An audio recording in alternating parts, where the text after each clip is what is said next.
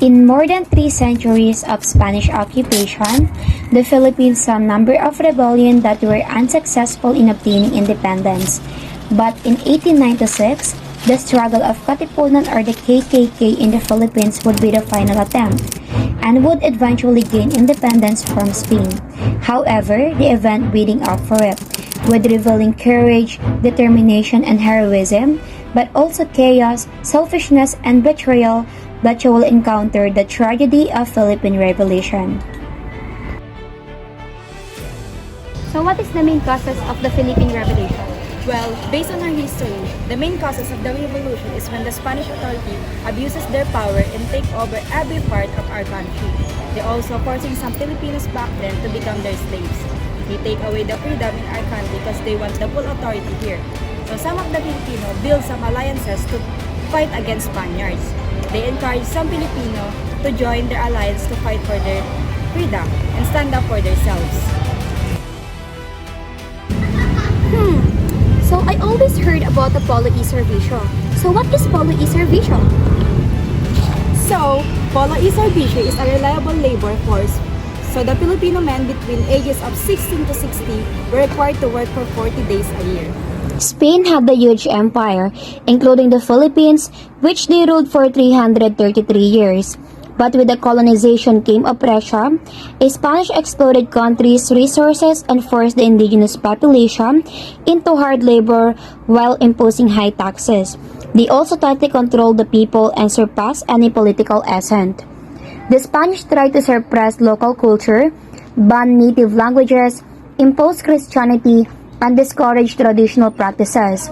This treatment understandably made the Filipino unhappy, and they were resistant Spanish rule through various revolts throughout the years, such as the Dagohoy Revolt and Silang Revolt, to name a few. But the last attempt at independence from the Spaniards came during the Philippine Revolution of 1896 to 1898. In 1892, Andres Bonifacio founded the Katipunan, also known as Kataas-Taasan, Kagalang-galang Katipunan ng mga Anak ng Bayan, or the KKK. It was the secret society that aims to overthrow the Spaniards, establish a Philippine government. The members of the Katipunan were composed of mainly working-class Filipinos who were tired of the poverty and oppression that marked Spanish colonial rule, and they were driven by a burning desire for freedom, equality, and justice. The Katipunan was a daring response to the growing sense of nationalism among Filipino people. It was a call to arms, a rallying cry for all those who dared to dream for a better future for their country. This organization grew quickly, and by 1896, it had become a powerful force that posed a significant threat to the Spanish colonial forces. So hi guys, we're here at St. Policarpio, located here at Cabuyao, Laguna. So we're gonna ask some of the people here if they are aware about our Philippine history and who is the father of our Philippine Revolution. So may nakita na akong dalawang babae na tanongin natin sila if aware sila. So hi mga ate.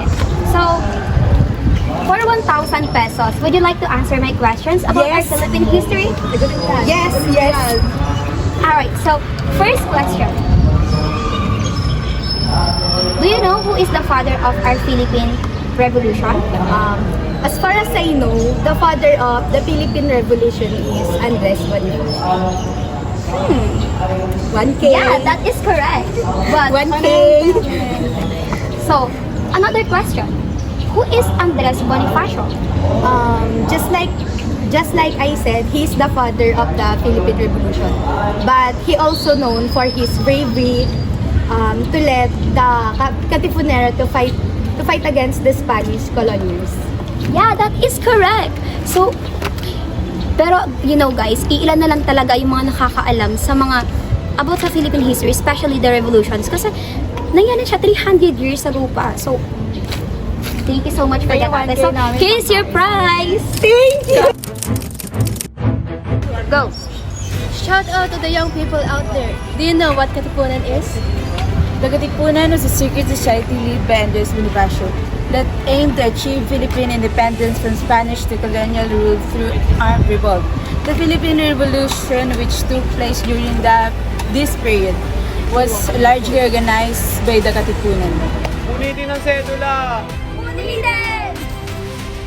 As the battle reached on, a particularly charismatic leader was gaining popularity and quickly rose to the rank of the Katipunan, despite being outmatched in terms of manpower and resources. Emilio Aguinaldo was able to lead the Katipunan to several important victories in Cavite, his hometown. He was a skilled military strategist and tactician, and his leadership in battle inspired others to follow him.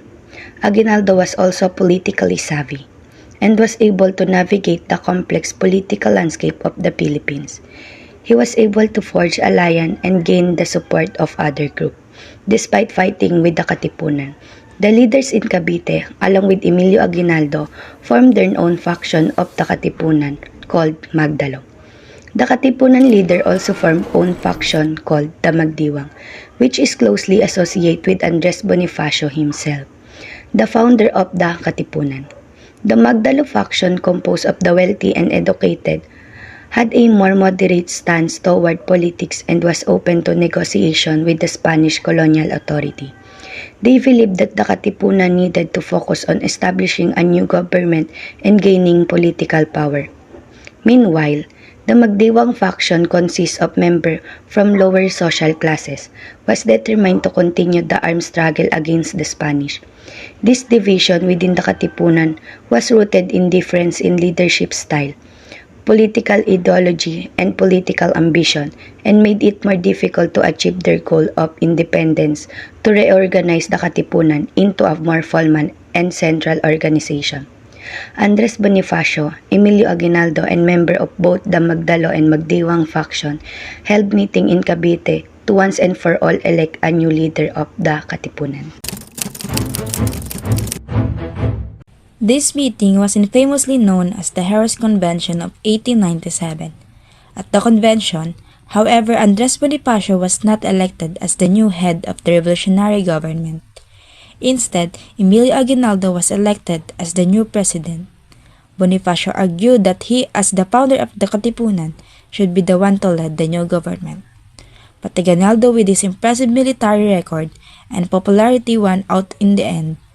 It was suggested that Bonifacio should instead automatically have the position of vice president.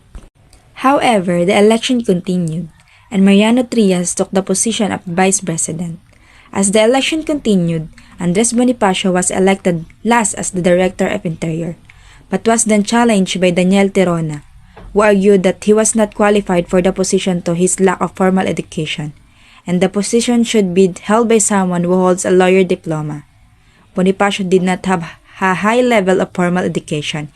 He was born into a poor family and was only able to attend school for a few years. Tirana proposed a prominent lawyer like Jose del Rosario. Instead, Bonifacio was insulted by this and asked for an apology from Tirana. But Tirana refused to apologize, and in a fit of anger, Bonifacio drew his gun and threatened to shoot him. The room erupted into chaos as Bonifacio's fellow revolutionaries tried to restrain him. Bonifacio felt cheated by the election results, and he believed that the Katipunan he had founded was taken over by the people who cared more about their own power than the cause of the revolution. He then stormed out of the convention feeling angry and betrayed.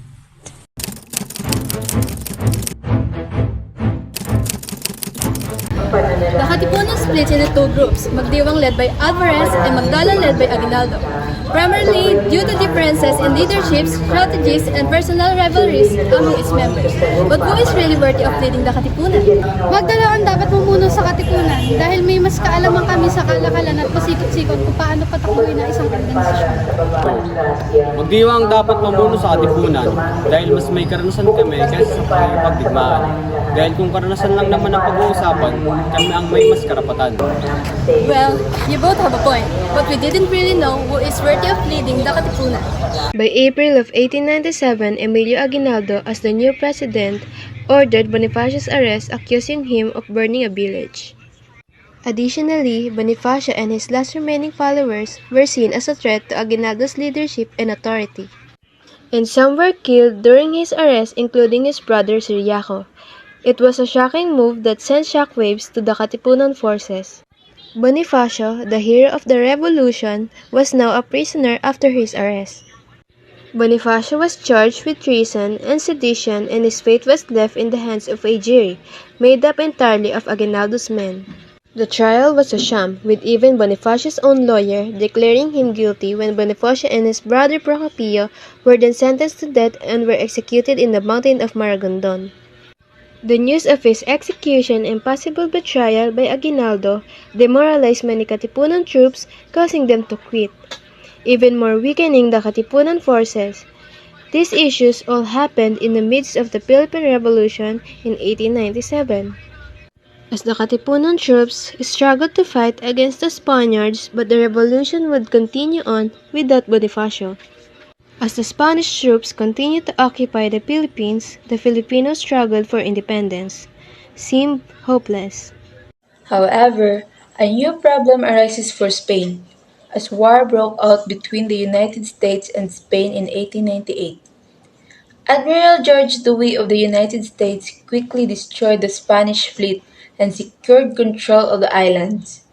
The war ended with the signing of the Treaty of Paris that same year, which resulted in Spain losing all its remaining overseas territories, including the Philippines, Guam, and Puerto Rico. The Spaniards had no choice but to withdraw from the Philippines. The Philippine Revolution officially ended on June 12, 1898, with the proclamation of Philippine independence from Spain. However, as the Filipinos celebrated their freedom from Spanish rule, they soon realized that they had simply been handed to a new colonial power, the United States. While the Katipunan did not ultimately cause the surrender of Spain in the Philippines, their efforts significantly weakened the Spanish troops, making it easier for the Americans to take control despite the tragedy of the Katipunan. Its legacy lived on as an important symbol of independence and a key moment in the Philippine history.